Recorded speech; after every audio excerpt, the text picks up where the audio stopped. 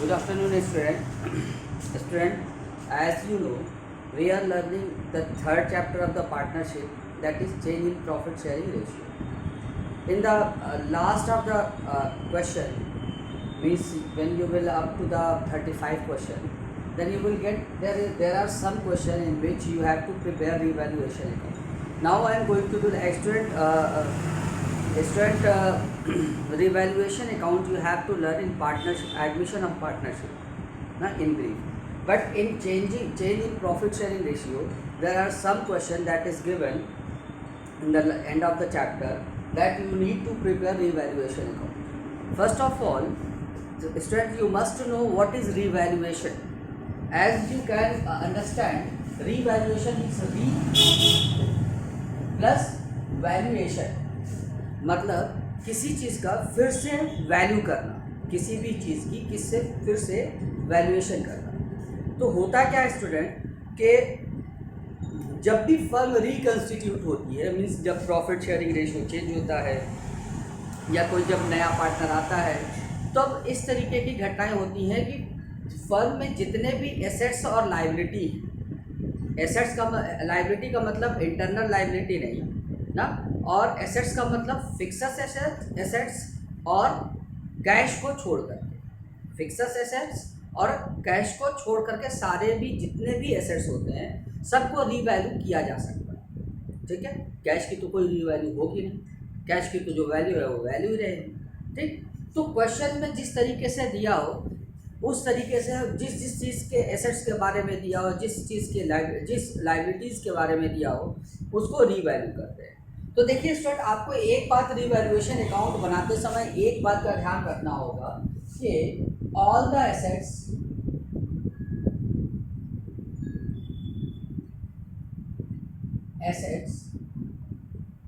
Have debit balance. होता क्या है, आपको पता है, आप 11 पढ़ के आ चुके हैं कि जितने भी एसेट्स होते हैं उनका डेबिट बैलेंस होता है। ठीक है स्टूडेंट, जितने भी एसेट्स होते हैं उनका कौन सा बैलेंस होता है? Debit balance. अब देखिए, अब अगर आपको कोई इंक्रीज करना है एसेट्स को,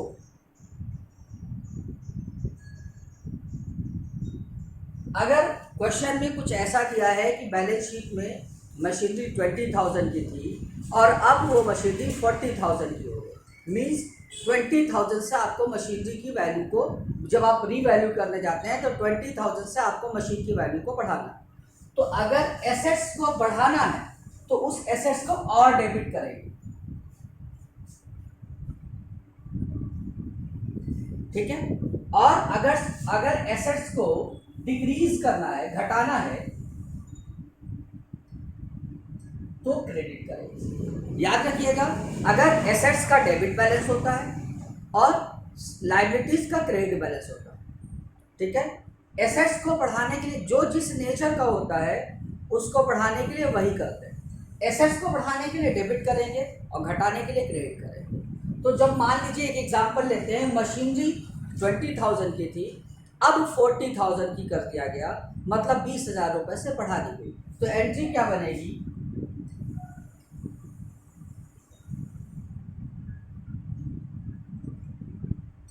machinery account debit to revaluation. ठीक है सर, एंट्री क्या बनेगी? Machinery account debit to revaluation.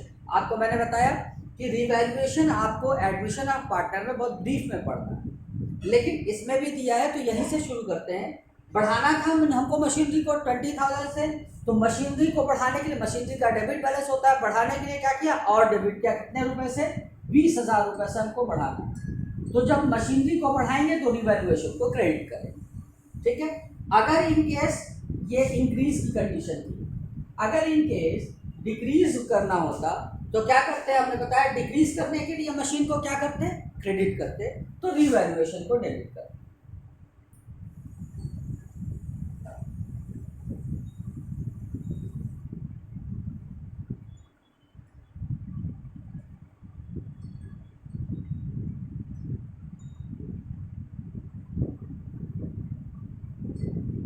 ठीक है स्टूडेंट, आपने देखा डिक्रीज करने के लिए क्या किया हमने, मशीनरी को डिक्रीज करना, मशीनरी एक एसेट्स है, तो एसेट्स को घटाने के लिए हम क्रेडिट करते हैं, जब एसेट्स को क्रेडिट करेंगे तो रिवैल्यूएशन को डेबिट करेंगे। और बढ़ाने वाली कंडीशन में आपने देखिए क्या किया, मशीनरी का डेबिट बैलेंस होता है, बढ़ाने के लिए और डेबिट किया तो रिवैल्यूएशन को क्रेडिट किया। ठीक है, अब देखिए इन केस ऑफ लायबिलिटी, आपको पता है कि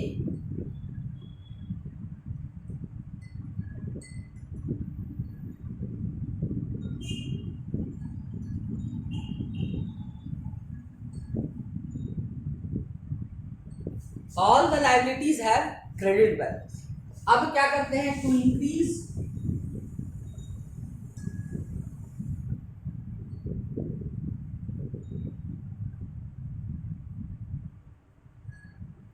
क्या करते हैं, बढ़ाने के लिए और क्रेडिट करते हैं और घटाने के लिए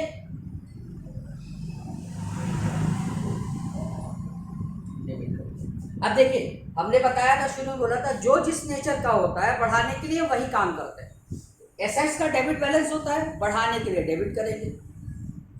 लायबिलिटीज का क्रेडिट बैलेंस होता है ये, ठीक है, लायबिलिटीज का क्रेडिट बैलेंस होता है, बढ़ाने के लिए और क्रेडिट करते हैं। ठीक है, जैसे मान लीजिए क्वेश्चन में दिया है कि बैलेंस शीट में क्रेडिटर्स जो हैं वो 30,000 के हैं और अब क्रेडिटर्स को 50,000 करना है, तो क्या एंट्री पास होगी, 30,000 से 50,000 करना, मतलब 20,000 से क्रेडिटर्स को इंक्रीज करना। हमने बता रखा है कि लायबिलिटी को इंक्रीज करने के लिए क्रेडिट करते हैं, तो क्या तब डेबिट किसको करेंगे, रिवैल्यूएशन को।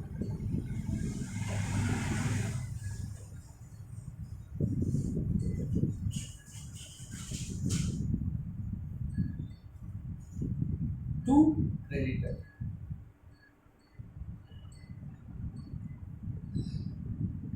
ठीक है स्टूडेंट। और मान लीजिए कि अगर ये कह दे क्वेश्चन में कि क्रेडिटर्स 30,000 के हैं लेकिन अब क्रेडिटर्स 10,000 के हो गए, तो डिक्रीज करना है, तो इस कंडीशन में क्रेडिटर्स को क्या करना है, डिक्रीज करना है। हमने देखिए लिख रखा है to decrease the creditor debited, तो क्या करेंगे, क्रेडिटर्स को डेबिट कर देंगे इस कंडीशन में,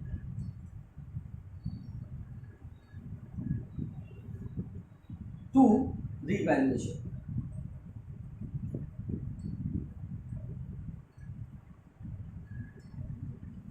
ठीक है स्टूडेंट, यही चीज आपको देखना है रिवैल्यूएशन अकाउंट में, बहुत ज्यादा कुछ नहीं, लेकिन इस चीज को अगर आप समझ लेंगे, अब फिर से एक बार क्विक रिवीजन करा रहे हैं, बात को समझिएगा। All the assets have debit balance and all the liabilities have credit balance.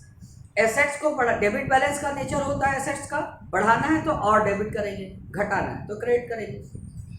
Liabilities का क्रेडिट बैलेंस का नेचर होता है, बढ़ाना है तो क्रेडिट करेंगे, घटाना है तो डेबिट करेंगे।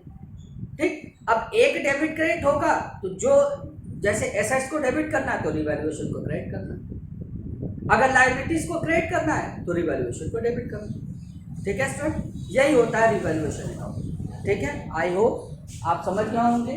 नेक्स्ट क्वेश्चन में इससे रिलेटेड एक एग्जाम्पल भी आपको बताया जाएगा, क्वेश्चन नंबर आई थिंक 37 में बताऊंगा।